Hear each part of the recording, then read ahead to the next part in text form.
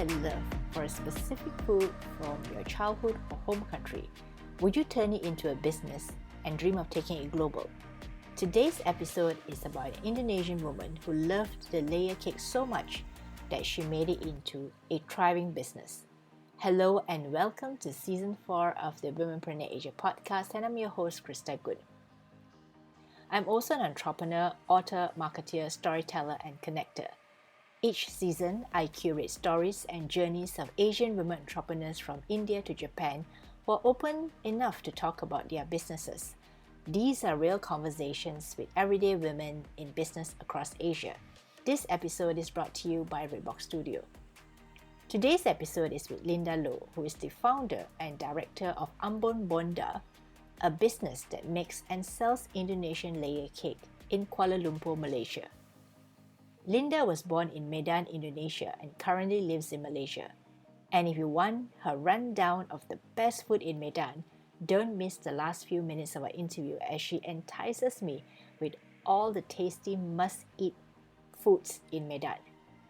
She particularly loved the cake of her homeland, the Indonesian layer cake.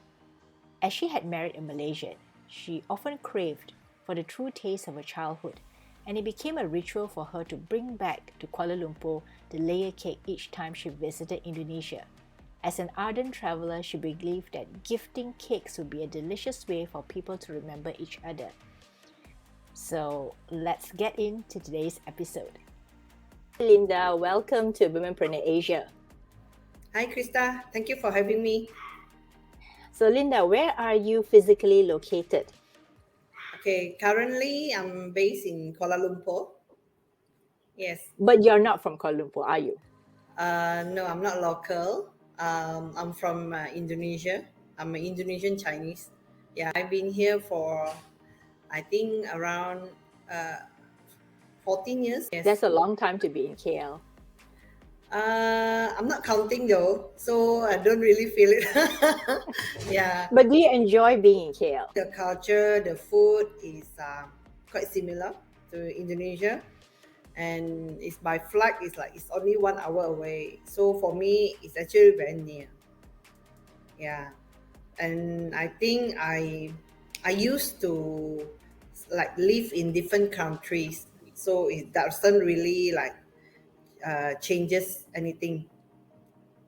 And tell us about your business. I'm the founder of Ambon Boenda Berhad. We are specializing in producing halal premium layers cake. We have 16 different type of layers cake.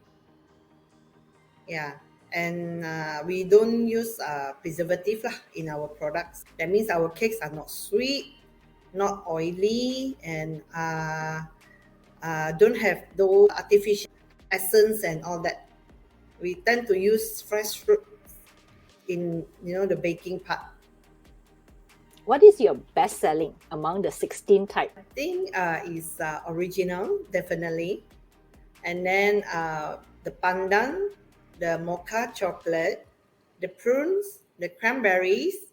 Actually, banana also one of the best seller. Banana is super nice. Once you tasted banana, I think you will order the banana again, because we are using fresh banana. After we grill, then we'll just put it in between the layers.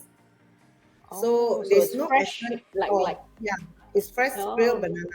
There's no I essence. see. Usually people make banana bread or banana cake, they put banana essence, but we don't. So I will say every bite you can taste the fresh banana. And where are your outlets located? We are in PJ at the Sunway Mas Commercial Center. Actually, it's near Kelana Jaya. And then we also had one outlet at the Gardens Mall at the Mid Valley City. And also we'll have the new one coming in April, which is the IOI Putrajaya. So you have 3 outlets. Yeah, 3 outlets, correct. Any plans to expand beyond Klang Valley? Actually, we do. We are in the midst of preparing for our franchise. What prompted you to start this business? I know it's a food business, and I know people like to eat food, right? But why? Why? It has been in my mind like few years after I moved to KL because I have a difficulty in looking for hand souvenirs when I travel or when other people visited me. So I keep looking at why people have to buy Ipoh biscuits, Penang biscuits.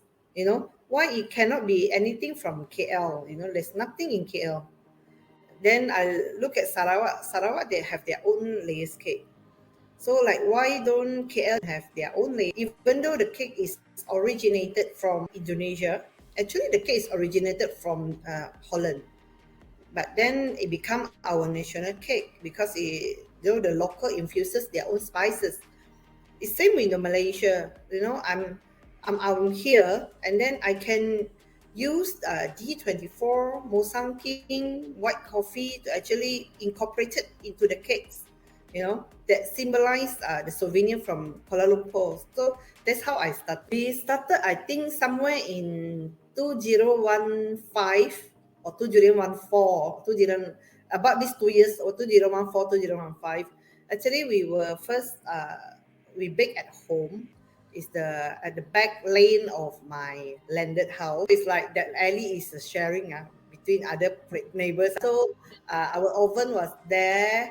So like we kind of baked there, and then we sold it online through Facebook. At that time, somebody helped me to like did some posting on a Facebook. So that's how I got my customer. Then the customer actually grew, and grew, and then it's a repeating orders. And then I heard there's a lot of feedback saying that there is very difficult to find a good lace cake in the market. Then I think it's time actually to get me a proper kitchen. That's how I started. Then I moved into a shop lot. So right now, do you have a central kitchen for all your cake baking? Yeah, I do have a kitchen at the moment, but we're gonna expand it again. We're gonna move to a bigger kitchen now. So this is where all the baking happens before all the cakes are distributed to all your outlets. Yeah, yes. I hope that the new place that I'm getting, we will have a proper, I would say a proper counter for everything. That means maybe we still can have a small cozy sitting area in front where my customer can enjoy our cakes, and also our Indonesian blend coffee. And then we will have our kitchen at the back, and also on the top we can have our office. There's a lot of people out there who love to bake and who love to make Yeah. cakes. What is it different about you that you were able to take your baking in the back alley or the back Okay. lane Yeah. and turn it into a retail business Okay. with your own kitchen? I never actually thought of that. I think don't think too much. Sometimes people think too much. They have worry on this, they have worry on that. They have worry of everything. When is perfect time for me to start the business? And this and that. What do I have? I need to have before I start and all that. Because there will not be a perfect time for anything. You just need to take that baby steps every time. Even though, in this kind of position I am in now, there's still a long way for me to actually achieve what I want. Every day, there must be an improvement. Every day, I try to make something happen. I think that's important. I think this is the message that maybe I want to give to other bakers that maybe still baking at home. Just take that step lah. Just take that step. Don't think, but it will not happen lah. Just take that step. But a lot of bakers often worry about the main thing, right? Which is the resources or the overhead costs and things like that. What was that point in your home baking that you decided, okay, this is enough of home baking. Let's do it on a commercial and larger scale? I think that's the part where a lot of people are a little bit more hesitant and not sure. So maybe you can share some of your experience. What was going in your head when you decided to make that bold step out? If you don't think big, then the thing that you're gonna do is always small. This is one thing. If you don't even have that thoughts of growing, you won't be able to grow. Till today, I still have this kind of thinking. You know, if I grow You want to big, grow you know, if I bigger. move my kitchen, the bigger, how is the sales and everything. But I know when we actually do it, it will be others department will catch up to actually accommodate to all these things. But in your own case, do you have any external support? People who came around and told you, yes, Linda, go ahead, we'll support you. I have a lot of friends that give like moral support and all this, but then at the end of the day, come back to yourself because you are the one who's gonna walk that path.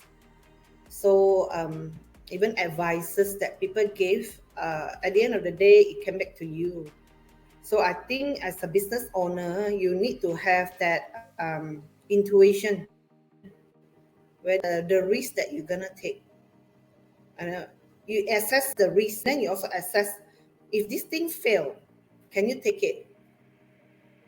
You know, if that risk is not that big compared to what you're gonna gain, then go for it. If not, you will never know. You will just give up without trying. I think it's a bit sad lah if you don't try and then you will never know. That is great advice because a lot of time it is the fear that holds people back from trying or doing something new for themselves and their business. Because in business, it's not only about sales. It will be about branding and among other things. So for me, if you still feel that the risk is lower compared to what you're gonna gain, then I think it's worth it to try.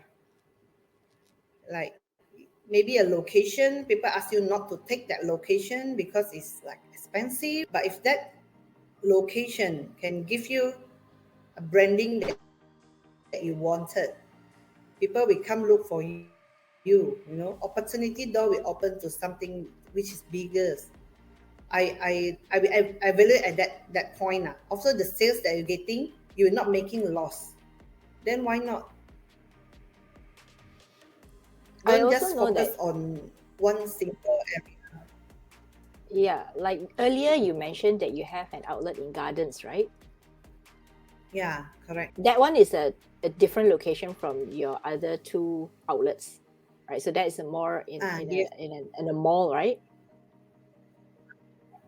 The gardens is in the mall, where the rest are more to shop lots. IOI is in the mall as well. So is there a difference when you're making a decision whether to locate your new outlet in a mall or in a shop lot area? Or is it like you say just now, based on well, partly it's intuition, partly you know whether, okay, do you want to establish a brand in a location maybe people are not so much in favor of, but you know that your brand can grow in that location? Or is it based on other factors that when you're trying to decide how you want to open in a specific area? It will be based on a few factors lah. Of course, the mall itself, what kind of customer profile that they are attracting for this mall, what kind of geography.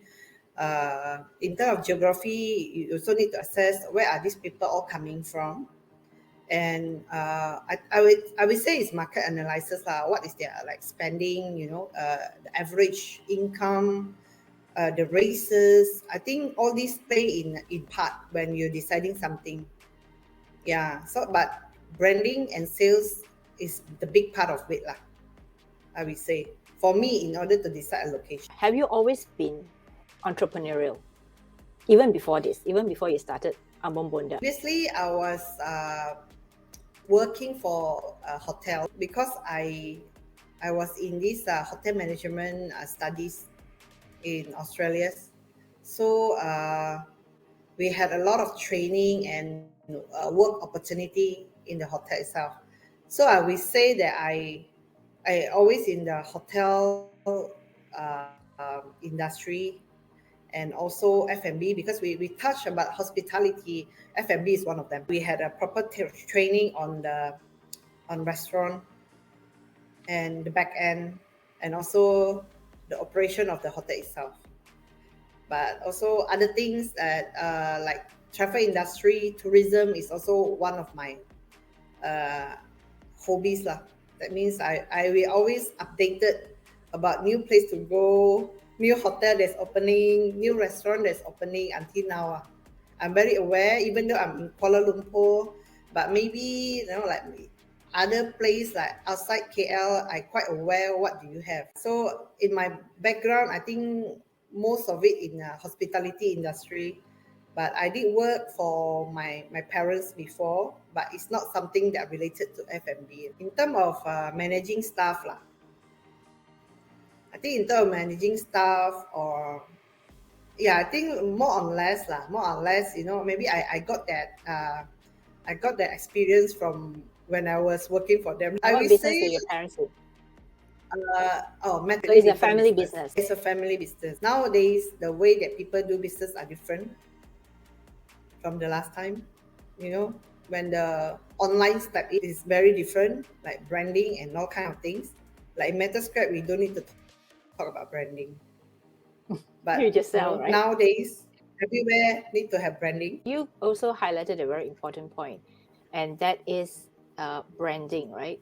And in your own personal opinion, how do you grow the brand? Because Ambon Boenda is synonymous with cake lapis. If we talk about branding, there's a lot of factors that actually come in. It's not only your logo, design the logo, and your packaging. Branding is a part that if you are new to the business, you won't understand what is branding. Because branding is something that you need to build, like every time, who you're going to collaborate, and how are you going to project yourself in the market. Not every product is suitable for everyone. So you need to know who you are, who are your customer. Then you can slowly build your brand. I was in the right location where a lot of people see this brand, and also the things that we do. That means we tend to collaborate with people that have the same kind of customer as us, and want to attract the same kind of followers. We don't collaborate with everyone, but we select that, how to say, a business that we have the same value as us, that believe in the same. So we choose like local growers or local farmers, that kind of things, to actually collaborate with us. You're talking about collaboration. So what are some examples of the collaborations that you've undertaken? We work with bands. We collaborate with bands. Bands Chocolate. They are a local chocolate producer, and they don't sell their chocolate to the middleman because they want to benefit back their own farmers. So it's kind of supporting locals, and they are very premium chocolate producers. These are the people that we would like to work with lah. Maybe also I think there's a lot of good local products in Malaysia that we still can actually collaborate with. What are some of the things that you are looking for in terms of, besides values? Is there anything that you feel, or like you talked about customers, what kind of customers are you looking at when you're talking about target market? We are looking at customers that are used to travel. I will not say used to travel, but they are very exposed, very exposed to this what's happening. Like maybe they traveled to Indonesia before, they know what is a good layers cake, and they know how much it costs, and I think this is one. And also customers that don't really like sweet cakes, oily cakes, are more to healthy kind of version of cakes. This number 2. And number 3, customers that I will say medium to high-end customer in terms of income. As you know, that a good layers cake actually come with a price. Because of the ingredients as well as the So the time and effort, right? ingredient, time consumed, yeah. It's not easy to actually bake a layers cake, not easy. And How it's long all does it take to bake one? 3 hours at Okay, least. At least, yeah. at least. 3 hours, Okay. I think if you bake Western cake, you can bake so many already. That is true. Yeah. And yours specifically has 18 layers. Yeah. We try to keep it at 18. Is that a default number of layers in a cake or Indonesian cake lapis? A good layer cake should contain 18 and above. Or But 18 and then, above? yeah, we can still do it like 18, 19, 20, but we try to reduce that baking time because every layers, like, can you imagine the first 5 layers? If you add on, the longer they bake, they will become dry because they are the I longest at see. the bottom. Yeah, so we I try to see. keep it at 18. So there is this optimum number of layers so that the first few layers don't dry out while you bake more Yeah, and more layers on top of the yes, cake. correct. So just as something fun to talk about, what makes a good layer cake? A good question. Uh, the easiest one is you get 2 cake and you try. No lah, that's it. Compare side by side. Compare that side by side. Yeah. Actually, it should be moist. It should be moist, and then the ingredient you need to make sure uh, what kind of ingredient they put in because some customer come back to me, why your cake is not oily? I saw the other one, the cake very moist. Actually, that's not moist. You will see from the bottom it's all oil. You will see just terbalik the cake. Just turn the cake upside down. You see there's oil all over the base. It's not moist. It's oily because they use or they mix vegetable oil. Yeah. So it means a good layer cake is not made with vegetable oil. No, it's It's from made with, real butter. so it's 100% butter. We don't use oils. Yeah. Mm. And then number of eggs that you put in, the quantity of flour that you put in, and then some spices because I currently my spices still I bring back from Indonesia even during this pandemic. So we're gonna change everything.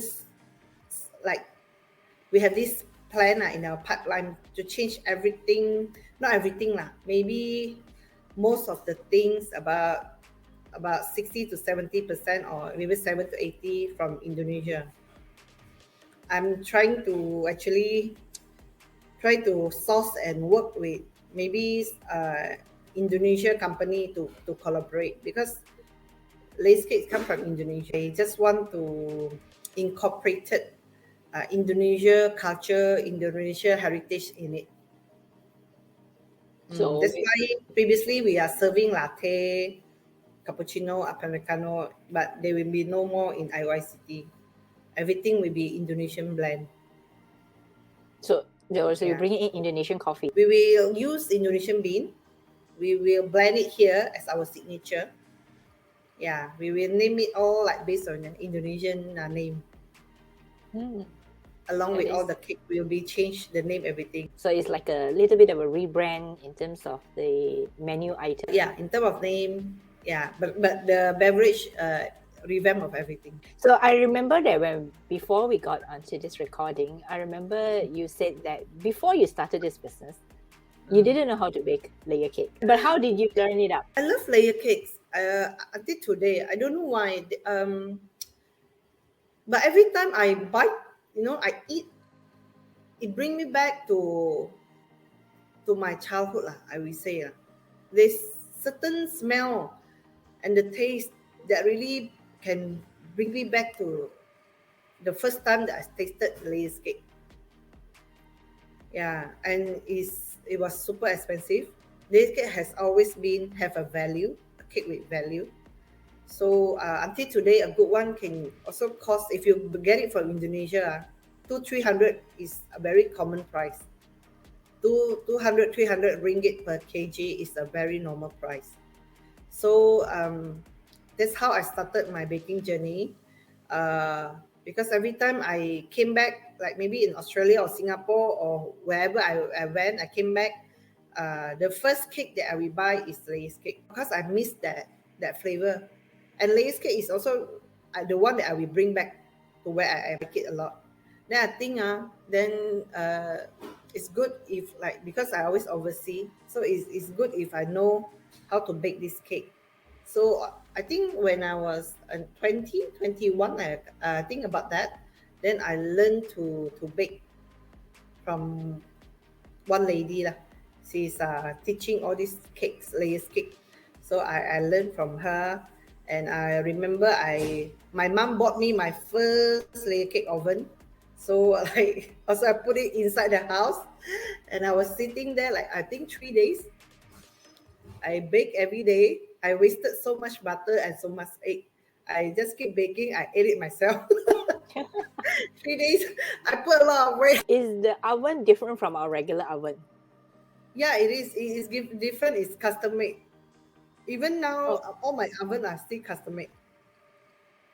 just to make cake lapis.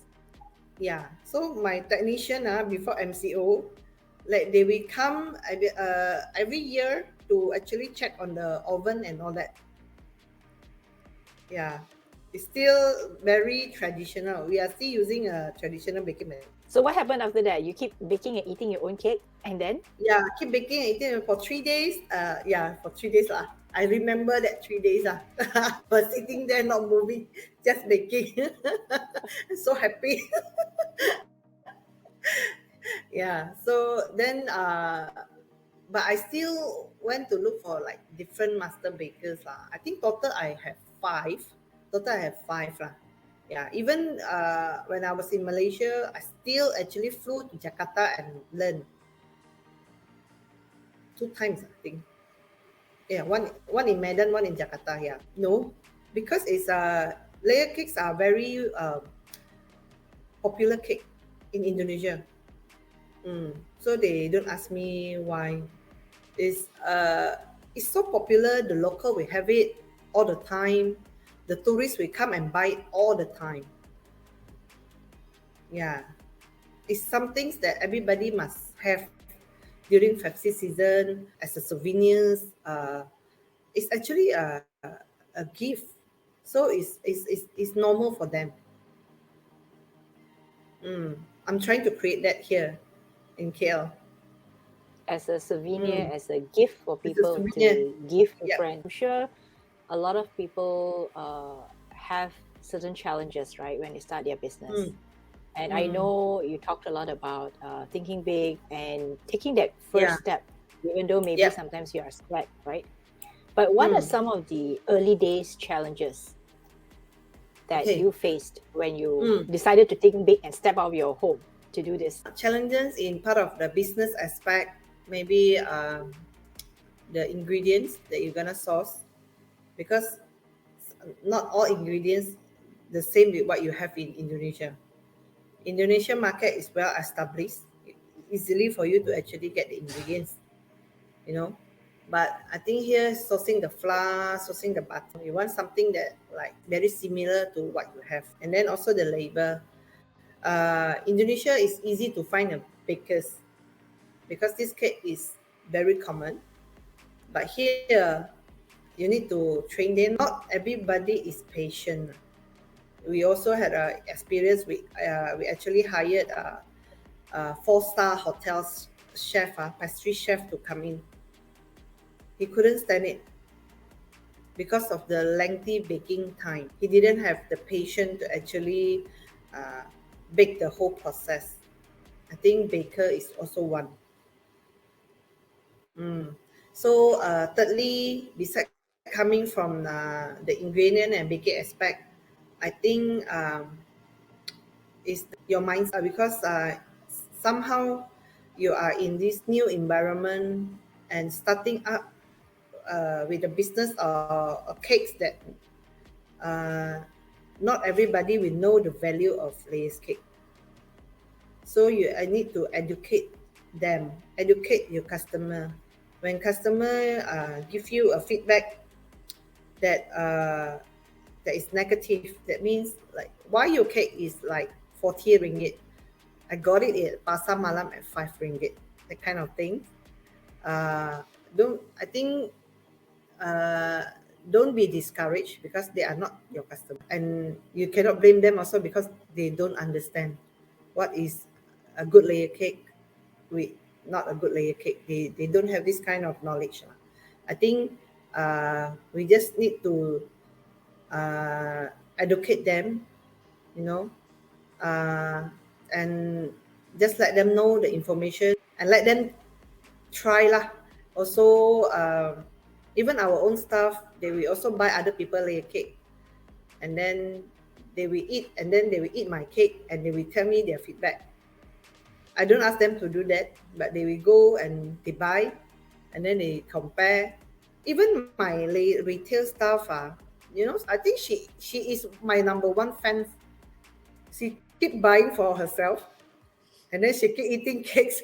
I say, wow, you not Boston every day eat cakes eat the same cake. Is my number one fan. I need to thank her.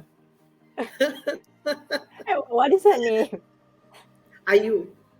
Ayu. Okay. So if Yeah, Ayu is listening to this episode when it yeah. airs, Because never so thank her yes, before. thank you, Ayu, for being the number one advocate of Ambon Yeah, Boenda cake. It's good to know that you have your staff and team members who are so passionate about the cake as you are. it's important because if she is a user, that means she herself, she will be able to explain. When customer asks, she will be able to explain what's the difference, because she's the one that having it all the time. So, what advice would you give to someone who says, "I listened to Linda's story. I want to start a business like her as well. Maybe not cake lapis, like maybe similar Yeah. food business or some sort of business, pastry business that they are interested in." Mm. What advice would you give to a person like that? I think keep an open mind. Keep an open mind very important. Uh, and learn from people that been through it. Because business is not something that people will teach you, or you will get the education in the school or whatever. It's actually a journey. So keep an open mind. I'm blessed. I'm surrounded by people that they always giving me this advice and all that. I think also need to have something that you yourself need to have that. Like, okay, I want to learn from these people. I want to listen to what these people gonna say. And I think after you listen, I think you really need to reflect on what are you like, how are you now, even though maybe the gap is big between maybe yourself and the other person. But I think if you understand the the whole concept or understand what these people are trying to say, I think somehow in some situation it will, I think, help you to make decision, or help you in how you decide to know in certain decision lah. And what I'm have you blessed lah. learned about yourself? What have you learned about yourself all these years of Myself running your business? this years Huh. I think I am very resilient, but it's always been my character. uh, how to say, I don't get upset, or I don't get to be negative. I'm not that kind of person. For me, like, maybe, okay, this thing I do wrong already. Maybe I sat for 1 2 days. That thing, okay, it's not a big deal. It's a lesson. Maybe God want it to be a lesson to me, to prepare me for bigger things. I always think like that. Things happen for a reason. If you don't have this, how you gonna know what you're going to prevent, or how you know going to react when bigger things happen to you. So I always feel that I'm blessed because God always prepare me for bigger things. Maybe bigger things, sometimes he put you in a difficult situation, but when the real challenge come, you really know how to handle them, because you've been through, I think everybody have lah. Everybody have, yeah, but still, uh, keep an open mind is very important lah. Ask for, you can actually just open your mouth and ask for help. People will come in and help, you know. They will offer their hand to you. When you do business, you don't hard sell your business lah. You know, just uh, do the right thing. I feel just do the right thing. If your product is good, the rest will follow lah. Don't compromise on your quality. Completely agree on that point. Okay, I think first your product has to be of good quality, right? Then you can go out and market and sell that product to people who want your product. So Yeah, and then you, we often get a lot of also fans mm, because they through word of mouth. Like, in the early days, yeah, your cake business mm, grew because of friends recommending yeah, friends or people coming back over and yeah, over to buy your cakes. So besides your business, what personal yeah, goal are you most focused on yeah. right now? Personal goals. Yeah. I hope that I can retire early. Do you want to sell your business? Don't know. Maybe later on. Yeah, thinking. My personal goal. Quickly, franchise them. I go globally. Maybe in a different country. I also have a reliable partner. You don't have many. You don't need many partner. I think one or two is enough. In different countries. Yeah. So everything is systemized. Everything you can monitor it mobily. I can retire early, enjoy my time. I like outdoor. Maybe I go outdoor, get myself a house beside the lake. I always love a lake, a house beside the lake. Dreams that I want for my personal goal. A country with 4 seasons. Oh, 4 seasons. I see. Yeah. I like to dress up. That means so different seasons I get to dress up differently. Yeah. Even boiling soup, because I stayed in Hong Kong for many years. So like summer soup and winter soup, autumn soup, they are all different. It curated it based to what your body On the needs. seasons. Yeah. Yes, correct. I think I would like that kind of, yeah, goals for Lifestyle. myself. Yeah, Okay, what about an unusual habit that you have? I think my surrounding people know I'm a foodie. So if they are looking for a restaurant or they're looking for a particular place to eat or to go for holiday, they will ask me first. I think I'm a foodie, and also I like to travel. A traveler. What's the craziest thing you've ever done? If you say crazy, it's gonna be very extreme. But I think extreme.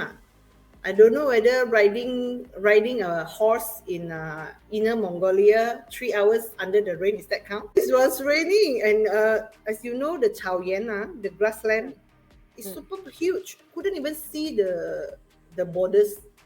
So I don't know why that tour guide actually, and I was the only female. Yeah, 3 hours. So for me, okay lah. If man, I can do it. I can do it lah.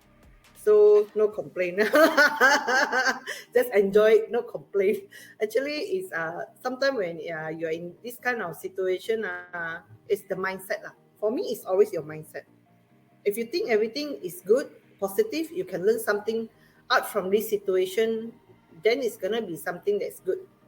But if you think that, why need to be like this, why need to be like that, then everything will crumble lor. How you turn that situation from bad to good. I think the mindset. What do you like best? Coffee or tea?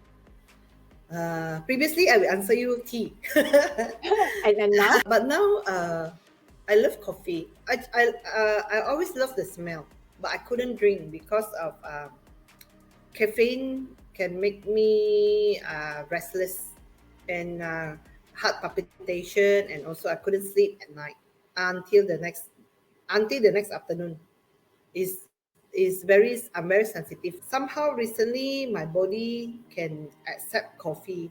So actually, I'm very happy. So every day, if I go out, I see coffee, I always want to have one, even a sip. Even a sip. Don't have the whole glass. Maybe a sip. Yeah. So I tend to appreciate coffee now. Which ties in perfectly with your plans for Ambon Boenda, right? Because you want Yes, to make your correct. own blend. It started because I want to take up this project, lor. That means blending of the coffee, because you need to try the coffee, otherwise you won't know. Then I tested a coffee that is the most delicious coffee that I ever tasted. Uh, and like surprisingly, like being for that next 2 weeks, I every day I keep thinking of that particular coffee. I didn't know that coffee can be so addictive. Yeah, that's how I started. Your favorite food. And you cannot name cake lapis. I tend to explore cuisines from different countries.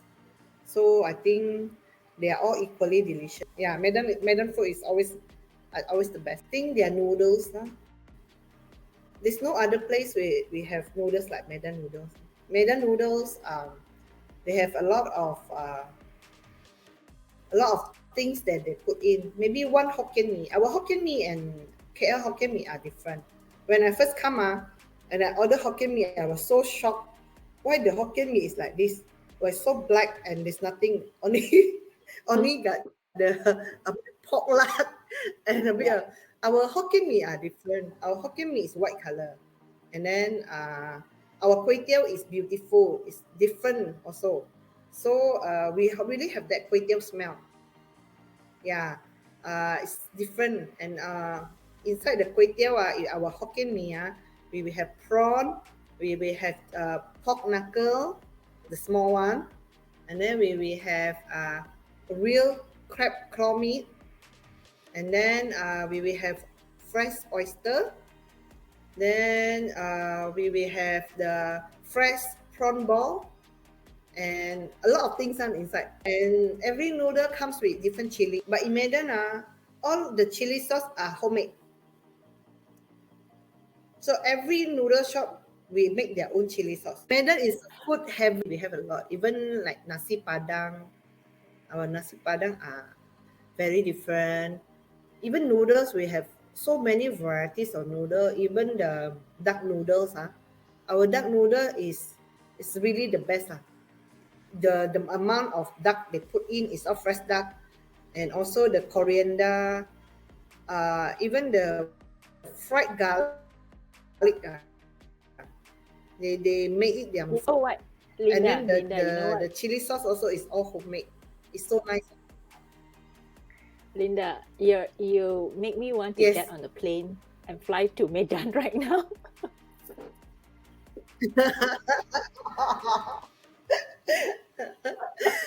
Yeah. When pandemic, You really when are, they open you really borders, are a you foodie. can come in.